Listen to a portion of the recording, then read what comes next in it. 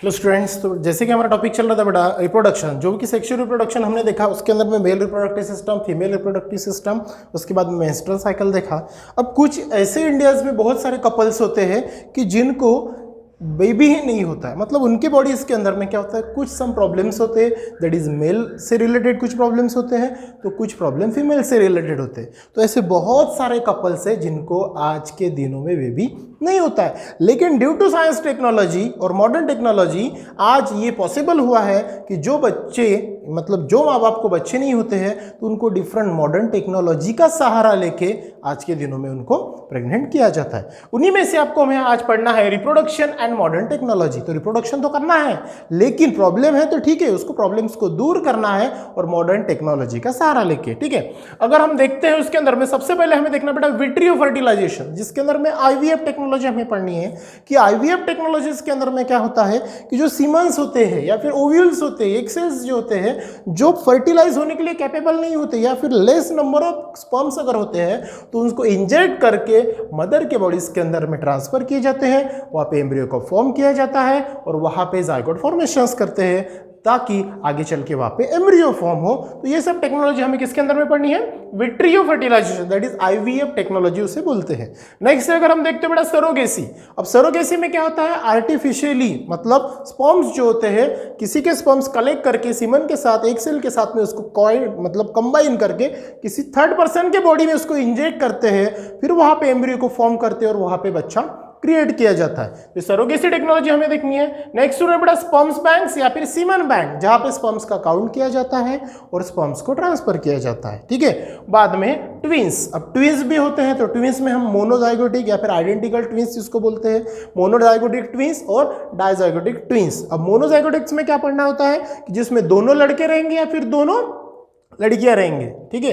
तो और डायजाइगोटिक में पॉसिबिलिटीज क्या रह सकती है, एक तो लड़का एक लड़की, दोनों लड़के दोनों लड़के, ये पॉसिबिलिटीज उसके अंदर में हमें पढ़नी है। और लास्ट में हमें देखना है कि रिप्रोडक्टिव हेल्थ, अगर रिप्रोडक्शन बहुत ज्यादा हुआ तो वो लेडीज की रिप्रोडक्टिव हेल्थ क्या रहेगी, पहला बच्चा और दूसरा बच्चा जो उनके बीच में डिस्टेंस क्या होना चाहिए, गैप कितनी होनी चाहिए, ताकि वो फीमेल बॉडी रिप्रोडक्टिव के लिए, मतलब रिप्रोडक्शन के लिए कैपेबल है कि नहीं, ये हमें देखना है, ठीक है। तो फर्स्ट ऑफ ऑल ये रिप्रोडक्शन ऑफ मॉडर्न टेक्नोलॉजी के अंदर में पहला टॉपिक अगर हम देखते हैं दैट इज आईवीएफ टेक्निक, ठीक है। आईवीएफ टेक्निक या फिर जिसे हम फर्टिलाइजेशन बोलते हैं, vitro fertilisation, that is IVF technique. अब उसके अंदर में एक डायग्राम, अगर सिंपल से आपको डायग्राम यहाँ पे दिख रही है तो वो क्या है, तो सिंपल सा ये जो दिख रहा है दैट इज एग सेल होता है, ये फीमेल बॉडी के अंदर का होता है, ठीक है, जिसके अंदर में जो मेल स्पर्म्स जब एंटर होते तो वो सफिशिएंट क्वांटिटी में नहीं होते। उसका रीजन क्या होता है कि वो वहां पे फर्टाइल नहीं हो पाते हैं, जिसके चलते वो क्या होगा, प्रेग्नेंट लेडी नहीं हो पाती, मतलब वहां पे जाइगोट फॉर्म नहीं होता है। तो यहाँ पे क्या हो रहा है, देखो ये जो अगर ओवियम है, ओवियम के अंदर में एग सेल रहेंगे।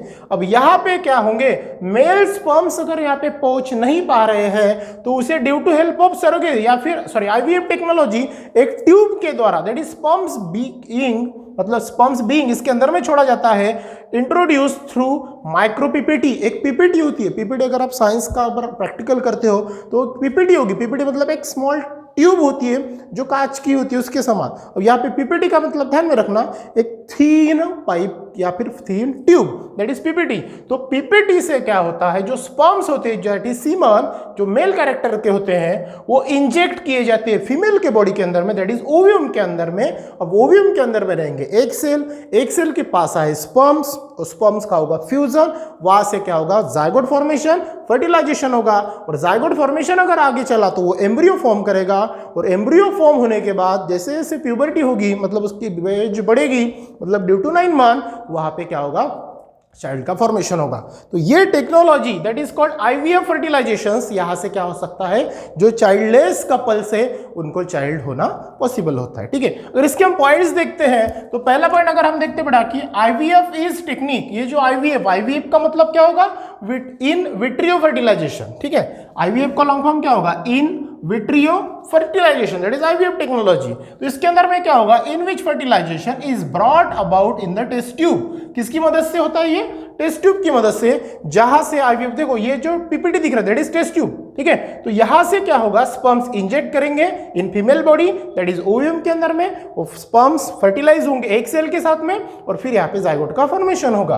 तो ये टेस्ट ट्यूब से दैट इज पीपीटी से उसको इंजेक्ट किया जाता है, मतलब स्पर्म्स का मतलब क्या होता है, सीमन जो मेल कैरेक्टर से आइडेंटिफाई होते हैं, इसके पहले हमने देखा, इज इंजेक्टेड। इंजेक्ट का मतलब क्या होगा, उसको ऐड करना किसके अंदर में, ओव्यूम, और ओव्यूम के अंदर में क्या होता है, दैट इज एग सेल, ठीक है। ओव्यूम के अंदर में क्या होता है, एग सेल। अब यूजिंग माइक्रोपीपीटी और छोटी टेस्ट ट्यूब, क्योंकि जो फीमेल कैरेक्टर्स होता है उनकी जो मतलब जेनिटल ऑर्गन होता है दैट इज वाजिना, वहां से उनको क्या करना होता है, वो एंटर करना होता है, ठीक है। तो करके वहां पे यूजिंग क्या होता है, माइक्रोपीपीटी। माइक्रो का मतलब क्या होता है, बहुत ही स्मॉल क्वांटिटी में, ठीक है।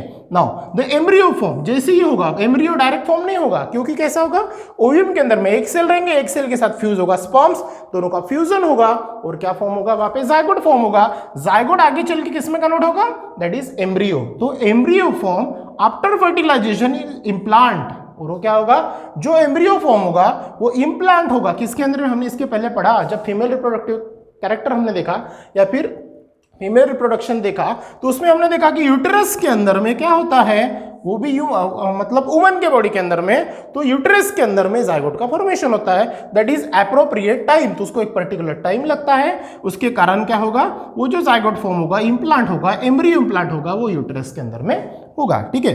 अब इसका यूज कहाँ पे होगा, तो जो चाइल्डलेस कपल होते हैं, जिनको क्या नहीं होता, बच्चा नहीं होता है, that is childless couple who have problems like, अब उनके बॉडी के अंदर में कुछ प्रॉब्लम्स होंगे, जैसे किसी के बॉडी के अंदर में बड़ा insufficient quantity of egg cell होगा, किसी के बॉडी के अंदर में इनसफिशिएंट क्वांटिटी ऑफ स्पर्म्स होंगे, तो वो कैपेबल नहीं होते हैं।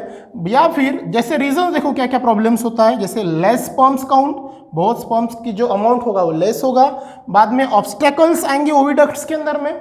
ओविडक्ट क्या होता है, ईच मंथ एक सेल ये क्या करता है, यूट्रस के अंदर में रिलीज करता है।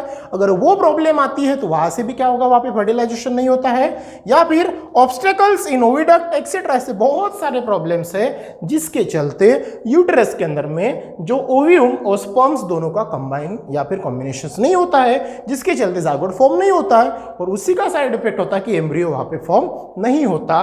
तो ये सब होता है। तो ये ना हो, तो ये दूर करने के लिए यहां पे क्या यूज होता है, in vitro fertilisations can use IVF technique for having a child. और ये टेक्निक से क्या होता है, हम आईवीएफ टेक्नोलॉजी मतलब इन विट्रियो फर्टिलाइजेशन से जो चाइल्डलेस कपल है उनको चाइल्ड का फॉर्मेशंस करते हैं, ठीक है। तो ये तो सिंपल सी बड़ा विट्रियो टेक्नोलॉजी, सॉरी विट्रियो फर्टिलाइजेशंस। बाकी का जो सरोगेसी है वो कंटिन्यू करेंगे हम नेक्स्ट क्लास में। So thank you.